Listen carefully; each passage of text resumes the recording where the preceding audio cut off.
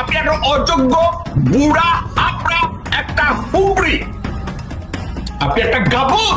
আপনি বাংলাদেশের একজন ইমানদার মুসলমানের সন্তানকে রাজাকারের বাচ্চা বলছেন, আর আপনি ভারতীয় কুত্তার বাচ্চা, ভারতীয় বেশ্যার বাচ্চা, আপনি এর কথার জবাব দিবেন? পেছনে ছিল এটা নিয়ে চুলচেরা বিশ্লেষণ হচ্ছে, দোষারোপ হচ্ছে, কেউ বলছেন সেনাবাহিনী করেছে।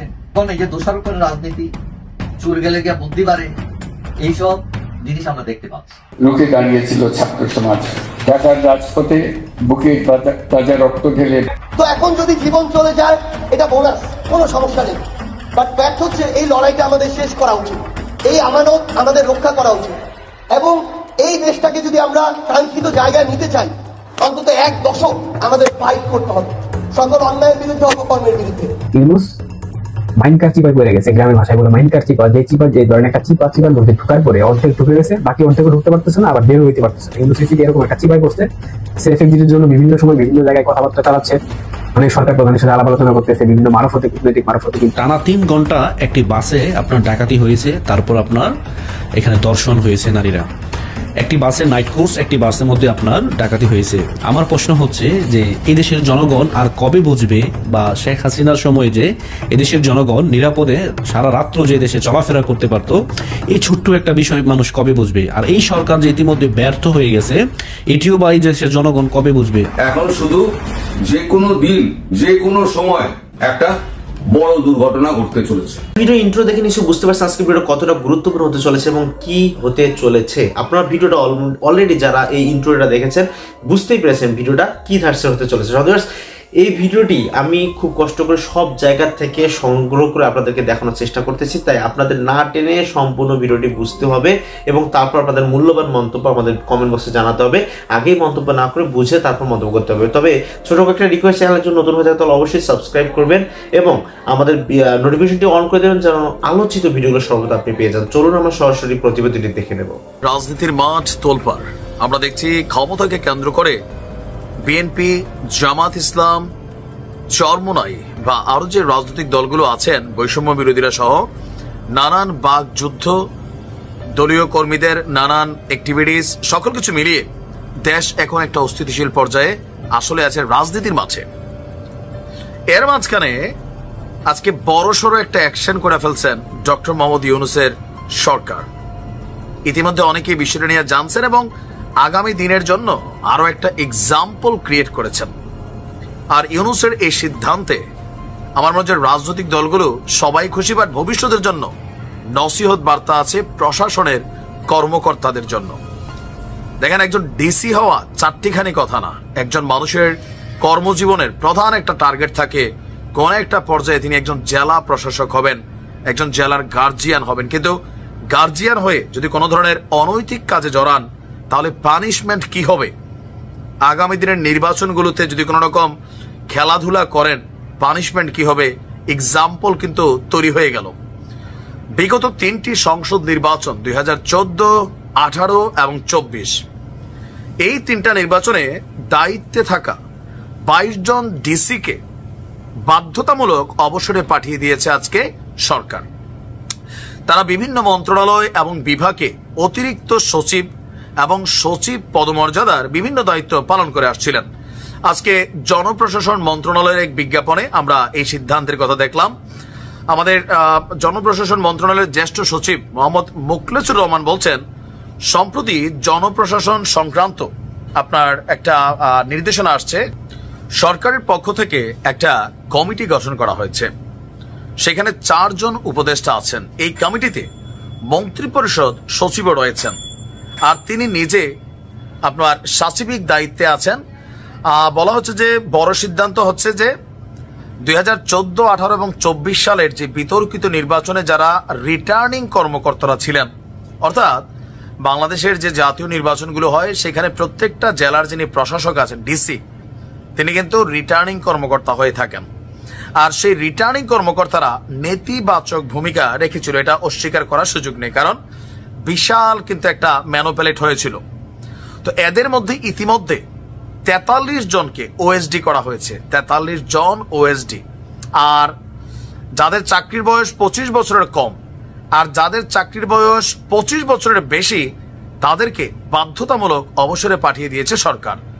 আজ এরকম 22 জন সাবেক ডিসিকে বাধ্যতামূলক অবসর দেওয়ার আদেশ জারি করা হয়েছে। বলা হচ্ছে যে যাদের বয়স 25 বছরের কম, তো তাদের বিরুদ্ধে দুদক সহ আরো বিভিন্ন অ্যাক্টিভিটিজও সামনে আসতে যাচ্ছে। সাবেক ডিসিদের বাইরেও অন্যান্য কর্মকর্তাদের বিষয়েও আপনার যাদের নামে দুর্নীতির অভিযোগ আছে অথবা আইনের বাইরে গিয়ে অতিরঞ্জিত কর্মকাণ্ড করেছেন, তারাও চাকরি বিধি অনুযায়ী সাজা পাবেন। তো আমরা মোটামুটি যতটুকু বুঝতে পারছি যে আপনার আওয়ামী লীগকে মাঠে রাখতে বা ক্ষমতায় রাখতে সরকারের যে ডিপার্টমেন্টগুলো কাজ করেছে, ইভেন সরকার পতনের পর প্রশাসনের বিভিন্ন গুরুত্বপূর্ণ পদে যারা এখনো আধিষ্ঠ আছেন তাদের তালিকা করা হচ্ছে। ইভেন তাদেরকে বেছে বেছে আউট অফ মার্কেট করে দেওয়া হবে। আর এতে অনেক ডিসিদের মধ্যে ভয়ও কিন্তু ঢুকে গেছে। তবে এটা একদিকে ভালো। আমি কেন ভালো মনে করি দেখেন, আগামী দিনে যে নির্বাচনগুলো হবে, সরকার কিন্তু ডক্টর ইউনূস তো একা না, শেখ হাসিনা একা না, সরকারের বিভিন্ন হাত পা আছে। হাত পা গুলোর মধ্যে প্রধান কিছু হাত পা হচ্ছে ডিসিরা, উপজেলা কর্মকর্তারা, ইউএনওরা। তারা যদি দুর্নীতিগ্রস্ত হয়ে যায়, টাকা পয়সার লোভে নির্বাচনকে ম্যানিপুলেট করে, তাহলে এই দেশে কখনোই নির্বাচন সুষ্ঠু হবে না। এটা আগামী দিনের জন্য একটা কঠিন সবক হিসাবে রইল। যে একজন ছাত্রের উপরে ছাত্র শিবির যে তাণ্ডব চালিয়েছে, সেটা এখন বেশ আলোচনার বিষয়বস্তু। এ ধরনের ঘটনা শিবিরের ইতিহাসে নেই তা না, অনেক আছে, অনেক আছে। গত বেশ কয়েক বছরে তারা খুবই চাপের মধ্যে ছিল, তাদের বিভিন্ন জায়গায় দখলদারিত্বের স্কোপ ছিল না বলে তারা এই কাজগুলো হয়তো করে উঠতে পারেনি। কিন্তু ছাত্র শিবির, আমি রিপিট করছি, খুব বেশি আলাদা অন্যান্য ছাত্র সংগঠনের মতো তুলনায় নয়। ছাত্র দল বা ছাত্রলীগ যেরকম দখলদারিত্বের চেষ্টা করেছে, প্রতিপক্ষের ওপরে বিভিন্ন সময় বিভিন্ন রকম হামলা করেছে, ছাত্র শিবির একেবারেই আলাদা কিছু নয়। তাদের দখলদারিত্ব বজায় রাখার জন্য 90s-এ এবং 2000-এর পরও আর্লি 2000s-এও বহু জায়গায় একই রকমের ঘটনা তারা ঘটিয়েছে। সুতরাং নামের সাথে ইসলামী থাকা ডাজন্ট নেসেসারিলি মিন তারা খুব ইসলাম মেনে চলে। যাই হোক, এমসি কলেজে যা হয়েছে, এখন কেউ প্রতিবাদ করতেই পারে এবং অনিবার্যভাবে আমার কমেন্ট বক্সে গালিগালাজ শুরু হয়ে যাবে। এটা নিয়ে আমি একদিন আলাদাভাবে কথা বলবো। আমার গালি দেওয়ার সমস্যা নেই, কিন্তু শিবির গালি দিচ্ছে, শিবিরের বিরুদ্ধে জামায়াতের কিছু বিরুদ্ধে কিছু বললেই গালি দেওয়া হচ্ছে, সেটা নিয়ে কিছু বক্তব্য আছে, সেটা নিয়ে আসবো। এমসি কলেজে কি হয়েছে? এমসি কলেজের ব্যাপারটা এইরকম, আমি একটু পড়ি, খুব বিস্তারিতভাবে এসছে অনেক জায়গায়, একটু পড়ে রাখা দরকার আছে। কুয়েটের সংঘর্ষের ঘটনায় প্রকাশিত একটি নিউজে কমেন্ট করেছিলেন সিলেট এমসি কলেজ ইংরেজি বিভাগের 3য় বর্ষের শিক্ষার্থী মিজানুর রহমান রিয়াদ। সেই ঘটনায় তার উপরে হামলা হয়েছে। শিবিরের হামলা গুরুতর আহত। রিয়াদ ছিলেন জুলাই বিপ্লবের সক্রিয় কর্মী। আমি দৈনিক ইনকিলাব থেকে পড়ছি। এছাড়া আঞ্জুমানে তালমিজে ইসলামের একজন দায়িত্বশীল তিনি। তাকে গুরুতর আহত অবস্থায় সিলেট ওসমানী মেডিকেল কলেজ হসপিটালে পাঠানো হয়েছে। মাথা, পিঠ ও ডান পায়ে কয়েক জায়গায় জখম হয়েছে। এমনকি ধারালো অস্ত্র দিয়ে পায়ের রক কাটার চেষ্টা করা হয়েছিল বলে জানানো হয়। এক পর্যায়ে তাকে টেনে হিচড়ে রুমের বাইরে রেখে চলে যায় হামলাকারী শিবির নেতাকর্মীরা। তারপরে তাদের এবং তার রুমমেট জুনেদের মোবাইল ফোন ও মানি ব্যাগ কেড়ে নিয়ে চলে যায়। ব্যাপারটা এইরকম। মিজানুর রহমান রিয়াদ বলছেন তিনি প্রথম ব্লকের 101 হলের 101 নম্বর কক্ষের বৈধ আবাসিক শিক্ষার্থী। তার রুমমেট জুনের বাংলা বিভাগের মাস্টার্সের শিক্ষার্থী। উনি বলেন ঘুমানোর প্রস্তুতি নিচ্ছিলেন, এই সময় দরজায় আঘাত হয়। এই সময় এমসি কলেজ ছাত্র শিবিরের সেক্রেটারি জওহর লুকমান মুন্নার নেতৃত্বে 10-12 জন শিবির কর্মী রুমে ঢুকে লাথি দিয়ে বিছানা থেকে নিচে ফেলে দেয় রিয়াদকে। তাকে জিজ্ঞেস করেন, কুয়েটের ঘটনায় তুই শিবিরকে নিয়ে কি লিখেছিস? কোনো উত্তরে তোয়াক্কা না করে তাকে চট থাপ্পড় লাথি ঘুষি মারতে থাকেন। এক পর্যায়ে পাশের রুম থেকে রড নিয়ে রুমে প্রবেশ করেন নাজমুল ও সালমান, সবার নাম যিনি ভুক্তভোগী, যিনি আহত তিনি বলেছেন।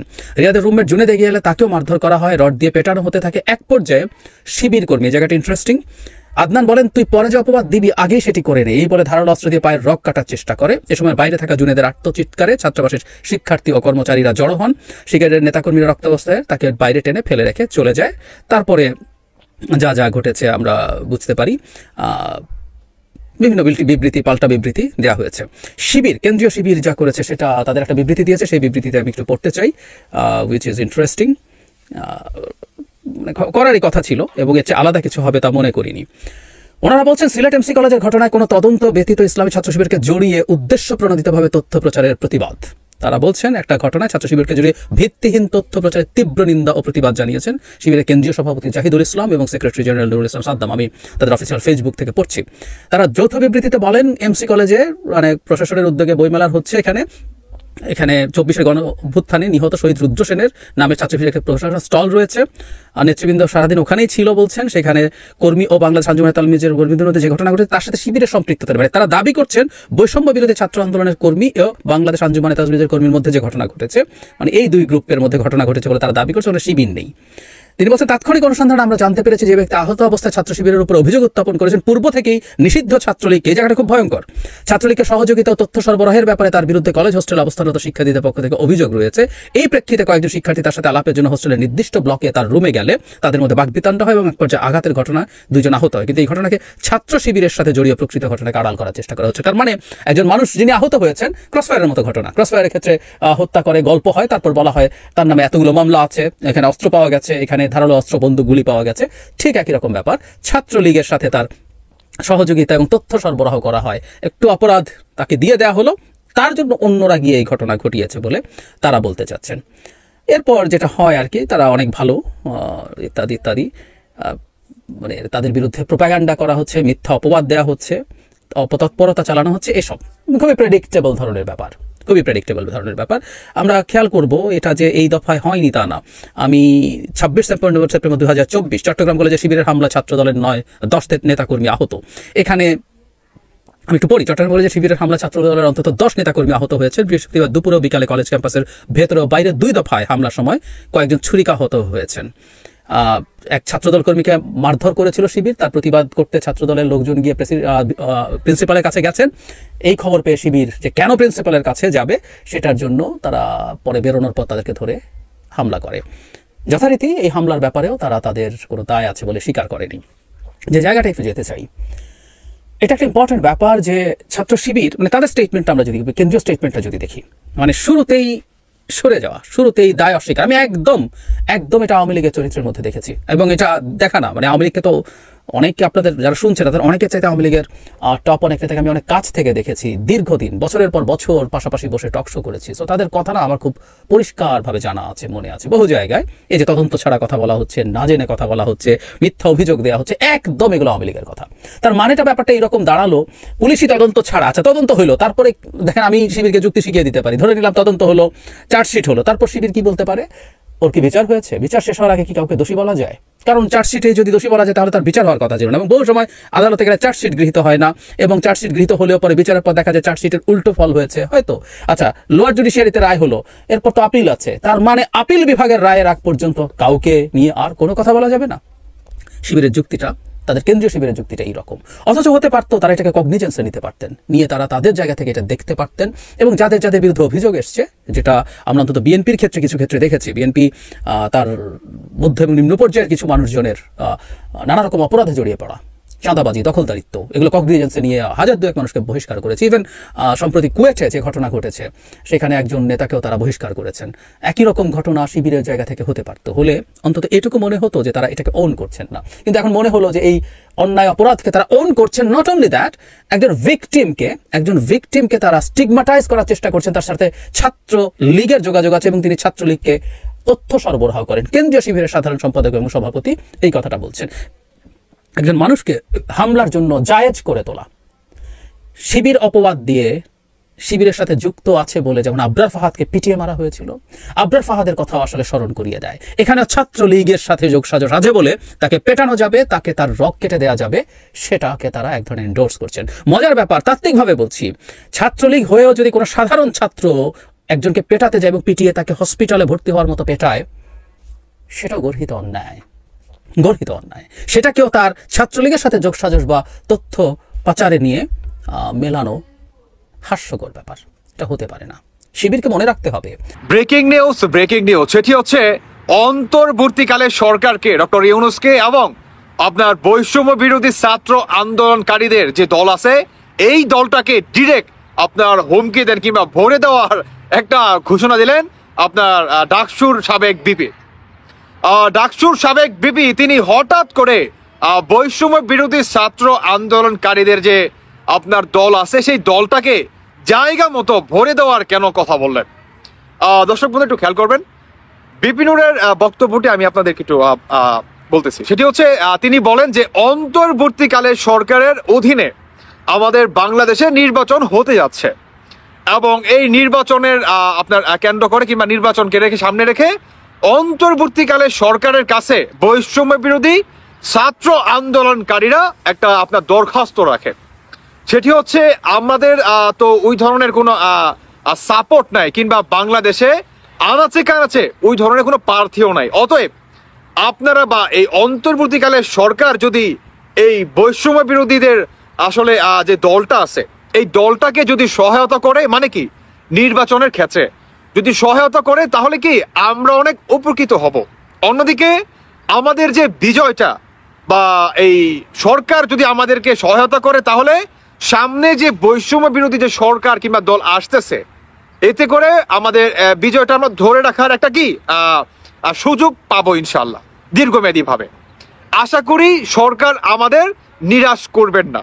এটি হচ্ছে আপনার বৈষম্য বিরোধী ছাত্র আন্দোলনকারীদের বক্তব্য। আর এই বক্তব্য কি আপনার বিপিনুর বলে, সেই বক্তব্যের আপনার যে উত্তরটা ডক্টর ইউনূস দেন, তিনি বলেন যে অন্তর্বর্তীকালে সরকারের অধীনে যে সামনে নির্বাচনটা আসতে যাচ্ছে, আপনার বৈষম্য বিরোধী ছাত্র আন্দোলনকারী দল কিংবা আপনার বিপিনুরের দল, জামাত শিবির, হিজবুত তাহরির কিংবা আদার্স আপনার বিএনপি সহ যে দলগুলো আছে, এরা কি সমানভাবে পাবে, কিন্তু এদের থেকে এক স্টেপ আপনার বেশি সুযোগ সুবিধা দেওয়ার চেষ্টা করব বৈষম্য বিরোধী ছাত্র আন্দোলনকারীদের কে, বুঝেন।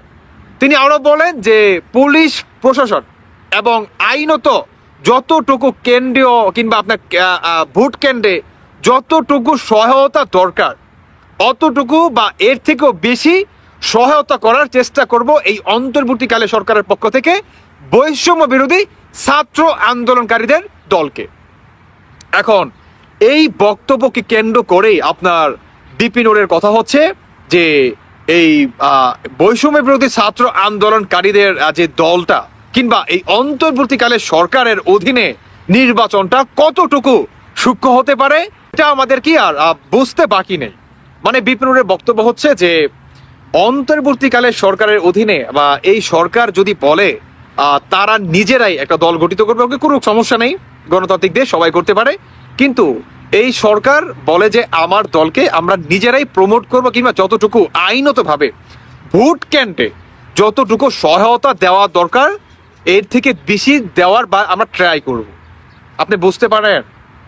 হ্যাঁ, বিপিনুর তিনি আরো বলেন যে ফ্যাসিস্টদের আমলে ঠিক একইভাবে কিংবা আওয়ামী ফ্যাসিস্টদের আমলে ঠিক একই নির্বাচন হচ্ছে, তাহলে আওয়ামী ফ্যাসিস্ট আর এই অন্তর্বর্তীকালে সরকারের ভিতরে পার্থক্যটা কোথায়?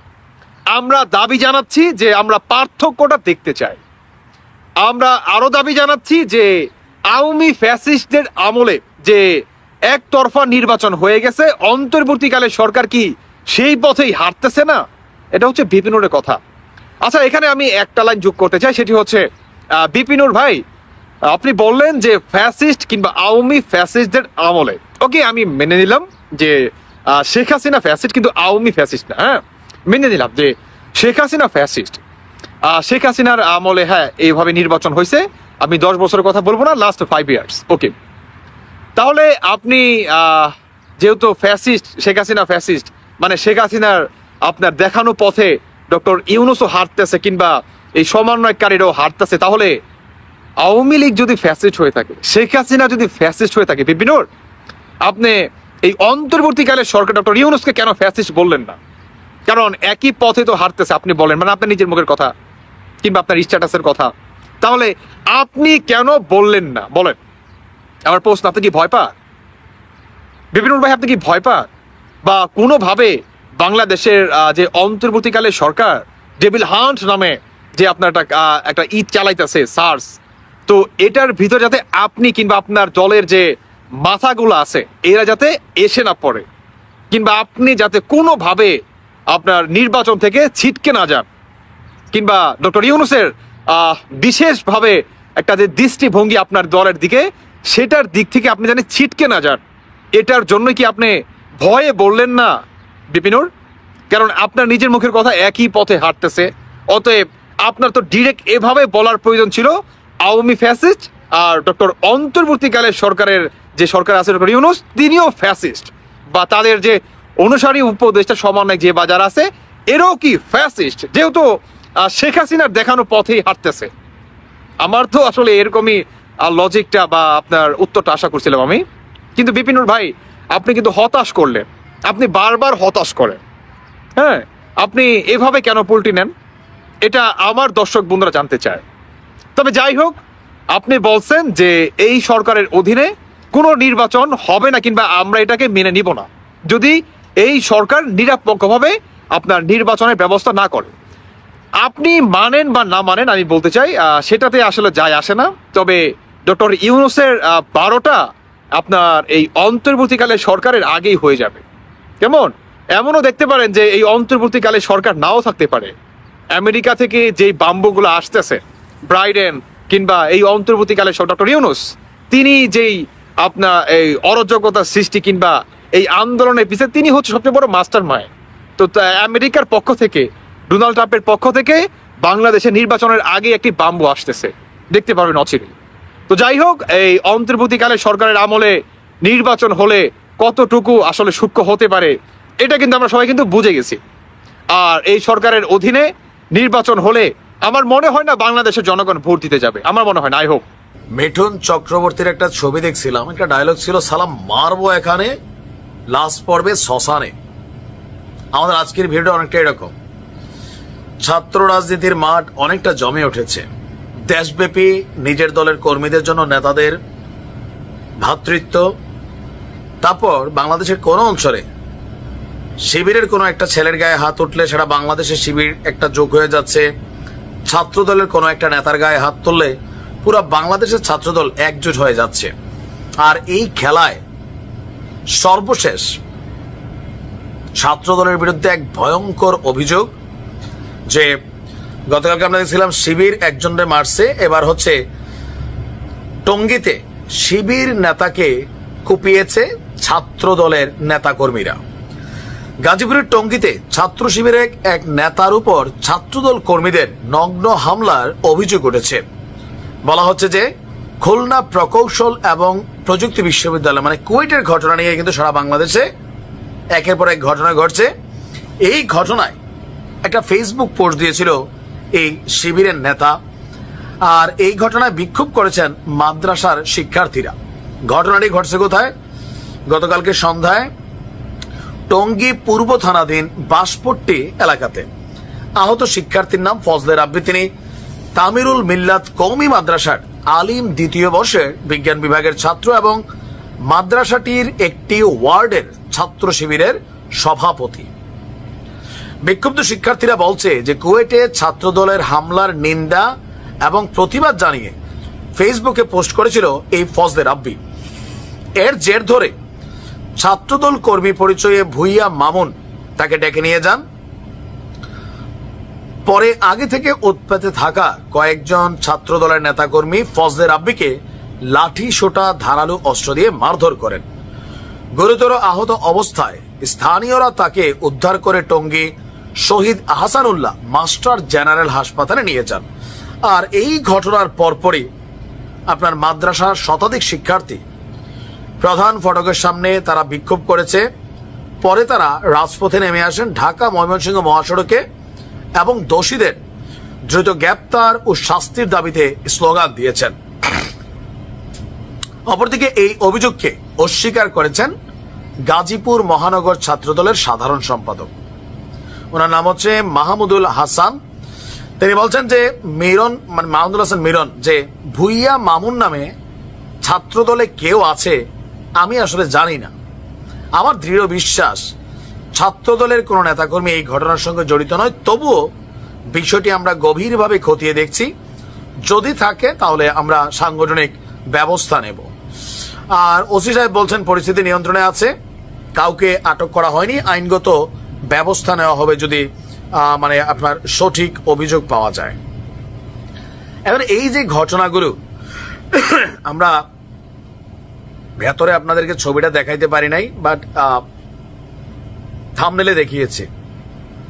ফজলে রাব্বির আপনার পুরো শরীর বিভিন্ন স্থানে তার আঘাত করেছে। আর এখানে তার পোস্ট ছিল যে কুয়েট থেকে চোখ ফেরাতে সিলেটের ঘটনায় ছাত্র শিবিরকে জড়িয়ে অব্যাহত মিথ্যাচারের পর এবার তামিরুল মিল্লাতে শিবিরের ওয়ার্ড সভাপতিকে কুপিয়েছে ছাত্রদল। কে লিখেছেন? সাদিক কায়েম। তো নানান আলোচনা আমরা দেখছি, আসলে এগুলোর শেষ হবে কোথায়? সাদিকের বক্তব্য যে শিবির কোপানো জায়েজ, আপনার আমলের জন্য দিনব্যাপী গ্রাউন্ড তৈরি, আমরা এর তীব্র নিন্দা জানাই। আর কুয়েটের ঘটনায় শিবিরকে দায় দিতে না পারার বদনামিতেই কি মিথ্যাচার? আসলে কি বলবো বলেন?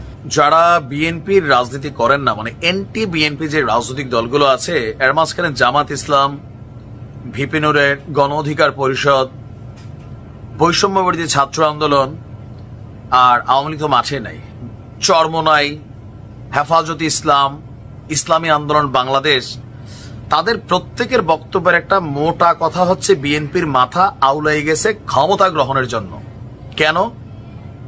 মূল একটা আলোচনা কিন্তু সামনে চলে আসছে, যেটা সরকারের সাথে শুধুমাত্র বিএনপিরই কনফ্লিক্ট, আর বাকি সব দল তারা এক পাত্রে আছে। সেটা হচ্ছে স্থানীয় সরকার নির্বাচন আগে হবে নাকি জাতীয় সংসদ নির্বাচন আগে হবে। এ নিয়ে বিএনপি ছাড়া সবগুলো দল কিন্তু একটা পাল্লিতেই অবস্থান করছে। বাট বিএনপি যেহেতু একটা বড় দল, শক্তিশালী দল, সো তাদের পাল্লিটা বিপরীতে সবার পাল্লিটা আসলে কোন দিকে ভারী হবে সেটা এখন বোঝার বিষয়। অলরেডি ডক্টর মোহাম্মদ ইউনূস একজন কি বলা হয় যে আপনার অক্ষম সরকার প্রধান হিসাবে দেখছে বিএনপি। আজকে বিএনপির স্থায়ী কমিটির সদস্যরা বেশ কিছু বক্তব্য দিয়েছেন, যেগুলো নিয়ে পাল্টা কাউন্টার হচ্ছে। জাতীয় নাগরিক কমিটির একজন মুখপাত্র সামান্তা শারমিন তিনি বলছিলেন 15 বছর যাবৎ যে ক্ষুধা জৈমা আছে, সেই ক্ষুধা নিবারণের জন্য অলরেডি পাগল হয়ে গেছে বিএনপি। বাট বিএনপি বলছে স্থানীয় সরকার নির্বাচন দেওয়ার ক্ষমতা কোন অন্তর্বর্তীকালীন সরকারের নেই। একটা চ্যালেঞ্জ ছড়ে দিয়েছেন, কিন্তু এই সরকারের ক্ষমতা শেখ হাসিনার পালানোর পর থেকে নির্বাচন পর্যন্ত বাংলাদেশকে একটি সুষ্ঠু নির্বাচনের দিকে আপনার ধাবিত করতে হলে নির্বাচিত সরকারের হাতে ক্ষমতা হস্তান্তর করতে হবে। এর বাইরে সরকারের আর কিছু করার ক্ষমতা নেই। এখন আমির খসরু সাহেব যখন এই কথা বলছেন, নিশ্চয়ই সংবিধান এবং রীতিনীতি মেনেই তিনি এই তথ্যটা জনগণের সামনে দিয়েছেন। অপরদিকে আমরা দেখছি যে বিএনপির আরো একজন অগ্নি নেত্রী, ওনার নাম হচ্ছে সেলিমা রহমান, খুবই প্রভাবশালী একজন নেত্রী, তিনি আবার খুবই গরম বক্তব্য দিয়েছেন। তিনি বলছেন যে নির্বাচন নিয়ে ষড়যন্ত্র চলছে। একজন বলছে সংস্কার, একজন বলছে স্থানীয় সরকার নির্বাচন, একদল বলছে নির্বাচন।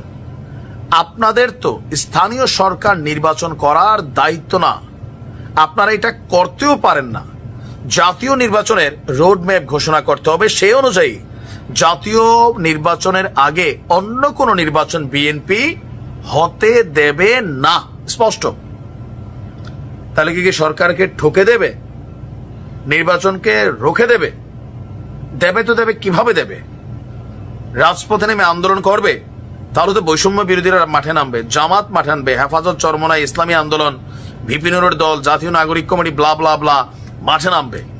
তাদের সাথে মাঠে থাকবে আইন শৃঙ্খলা বাহিনী। তো কিভাবে আসলে রুখে দেবে? এখন এই নির্বাচন নিয়ে যে অবস্থানটা বিএনপি এবং অন্যদের সাথে কনফ্লিক্ট আছে, কেউ কেউ বলছেন বিএনপির মাথা উলাই গেছে, ভাই এরা পাগল হয়ে গেছে, কোন সময় ক্ষমতায় যাবে, যাইয়া তারপর অনেক কিছু করবে, 15 বছরের ক্ষুধা মিটাবে। এগুলো আমার কথা না, বিভিন্ন জায়গা থেকে যে বক্তব্যগুলো আসছে। বাট বিএনপির বক্তব্য যে না, এদেশে সংস্কারের প্রথম ধাপ জিয়াউর রহমান শুরু করছেন, আর সংস্কার নিয়ে এখন যে কথাগুলো হচ্ছে এগুলো আরো বেশ কয়েক বছর আগে বিএনপি 18 দফা, তারপর হচ্ছে 26 দফা, সর্বশেষ 31 দফা তারাই সংস্কারের দাবি দিয়েছে। সো তাদের হাতে ক্ষমতা হোক, অন্যের হাতে ক্ষমতা হোক, নির্বাচন দিয়ে দেন, জাতীয় নির্বাচন। যারাই পাশ করবে তারা এসা আপনারা যেখান পর্যন্ত সংস্কার করছেন এরপরে সংস্কার করবেন। আর আপনারা কি সংস্কার করতেছেন? মানুষের পেটে ভাত নাই, আইন শৃঙ্খলা পরিস্থিতির মানে হিসাব নিকাশ নাই, আসলে আপনারা করতেছেন কি? সুতরাং এগুলা সংস্কারের নাম দিয়ে ক্ষমতায় টিকে থাকার চিন্তা ভাবনা বাদ দিয়া সংস্কারের নামে একটা কিংস পার্টি বানানোর জন্য। তাহলে আমরা কি করতে পারি? আমরা যদি এই 2000 টাকা থেকে 4 ভাগের 1 ভাগ টাকা নেতা কর্মীর জন্য রাখি 500 টাকা, জি ভাই, তাহলে আপনারা তাহলে ওই 10 জনে তখন কি 50 টাকা করে কম পাবেন? 200 টাকা 150 করে নিবেন ঘরে। ওই 150 করে যে ঘরে নিয়ে যাবেন আর 50 টাকা করে যে দিয়ে দিলেন, তাতে কিন্তু আপনার সবাই যখন ওই পয়সাটা 2 টাকা 5 টাকা একটা চকলেট পাবে, একটা চুইং গাম পাবে, তখন কিন্তু তাদের একটা মনে কিন্তু একটা আনন্দ থাকবে যে শালার ওই 2000 টাকা হয়তো আমার দলের জন্য 500 টাকা শালার দিচ্ছে, তাহলে কিন্তু খুশি হবে নেতা কর্মী, তখন আল্লাহও খুশি হবে। আর এই যে আপনি যে 150 টাকা ঘরে নিয়ে গেলেন, ওইটার কিন্তু একটা শান্তিও থাকবে আলাদা, তখন আর ওইটাকে অভিশাপ দিবেন। আমি কি কথাটা বোঝাতে পারছি আপনার? সেটা আমার কথা হাট বাজার, ওএমএস ডিলার হোক, খাদ্য বান্ধবের ডিলার হোক, ওই আপনার মাছ চাষ করাতেও কোনো টেন্ডারের থেকেও যে যেটা করবে, এটা কিন্তু স্পষ্ট মেসেজ আমাদের। কে কি করলো আমি জানি না, আমার দলের নেতা কর্মী যদি কেউ এটা না করে, ওই 90 জনের সাথে কিন্তু আমি ঘোষণা দিয়ে ওই 10 জনের বিরুদ্ধে নামবো। ভোটের কাজ হলো অংশীদারিত্বমূলক, সে অর্থনৈতিক কাজ হোক আর রাজনৈতিক কাজ সব এরকম হবে। আমি কিন্তু তখন ওই 90 জনের কাতারে যায়, তখন কিন্তু বিদ্রোহ করবো আপনাদের সাথে। এই জন্য আমি, এবং আপনারা তো সংখ্যায় কিন্তু পারবেন না আমাদের সাথে, কারণ আমরা তো 90 জন, আপনারা তো 10 জন। একটা সেকেন্ড, আমি তো কানুকালে মিটিং এর ভিতরে এমনি কোনো জরুরি কোনো বিষয়। আচ্ছা, আর ওর সাথে কথা বলিস, ও পাংশা আসছে। হ্যাঁ, ওরা মনে হয় যে ওখানে যে আজকে হ্যাঁ কথা বলছে আমার জানাইছে। ঠিক আছে, বা তোরে কি আবার কোন ইয়ে কি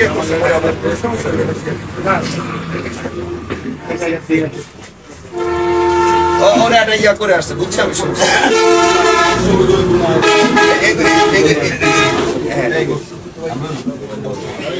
এখন আমার কথা নেতৃবৃন্দের কাছে, যেটা যাদের পয়সা আছে, তাদেরও তো আমাদের লোকজনদের খুব পয়সা আছে তা না, এরা হয়তো দেখা গেল গোপনে আওয়ামী লীগের কাছ থেকে আবার দান নিবে। ওই আওয়ামী লীগের লোকজন একটু ভালো মতো খাওয়ার জন্য ওর কবে যে তুমি লাইসেন্স আমার অসুবিধা নেই, পয়সা তোমার দেবো, তুমি সামনে খাওয়া অসুবিধা নেই, এরকম করে নিবে কিছু। আমাদের পয়সা করতে জানি না, এই 17 বছর দেখছি তো সবাই পয়সা আমারই কারোরই কিছু নাই। ওই হয় কিছু আছে 2-4 জনের, ওই কানুনদের মতো, তারা তো ঘরেতে বাই করবে না, ওটা ওরা টাকা উল্টি খাবে। তাও কিন্তু ওরা ওইটার জাকাতও দিবে না। জাকাত মানে কি, দলের নেতা কর্মীর জন্য দিলে ওইটাই কিন্তু জাকাত হয়, ওরা তো তা দিবে না। আচ্ছা, আবার হলো যে আপনার ওই যে বললাম ওইভাবে হবে। লাইসেন্স যেহেতু সব আওয়ামী লীগের সময় ব্যবসা করা লোকজনের, যারা এখন সামনে আসতে পারতেছে না, তারাই হয়তো বলবে তুতা ভাই আপনি সামনে খায় না, আপনি তো বড় নেতা, অসুবিধা নেই, আপনার লাইসেন্সও দেবো না, মালও দেবো না, আমার কিছু পারবে দিয়ে না দিয়ে লাইসেন্সটা আমার চালু থাকছে, এরকমই তো করবে ম্যাক্সিমাম। সেই জায়গা থেকে খুব সাবধান যে বিতর্কিত কোনো ব্যবসায়ীর সাথে যেন আমরা না যাই। আর হলো আমাদের নেতা কর্মী, আমার কথা হলো যে ভাই আপনি একটা জিনিস মাথায় রেখেন, এখনো আমাদের ম্যাক্সিমাম নেতা কর্মী আছে যারা মাসে 2 মাসে 4 মাসেও একবার তার পরিবার পরিজনের জন্য কিন্তু বাজার করেও ঠিক মতো খাওয়াইতে পারে না, ভালো মন্দ কিছু। আপনি যখন 2,000 টাকা তারে দিবেন দলের কোনো অংশের থেকে, ওই বাজারটা করে যখন সে খাবে তার পরিবার পরিজন নিয়ে, ও যে আনন্দিত হবে আর ও যে খুশি হবে, আল্লাহ তখন খুশি হবে। আর আমার যেটা দল, যারা টাকা পয়সা বিনিয়োগ করে ব্যবসা করে, তারাও কিন্তু শান্তিতে থাকতে পারবে। তাদের ওই মানে তাদের যে খুশিটা হবে, ওই পরিবার, তার 4টা বাচ্চা কাচ্চা আছে, বউ জামাই বউ 2 জন, বাপ মা 7-8 জন, 2,000 টাকা যখন 2 কেজি গোস্ত কিনে নিয়ে যাবে, বা একটু চাল কিনে নিয়ে গেল, একটু মশলা কিনে নিয়ে যায়, রান্না করে খাবে পেট ভরে, তখন দেখবেন ওই শান্তিটা, ওই শান্তি আমাদের সবার উপরে।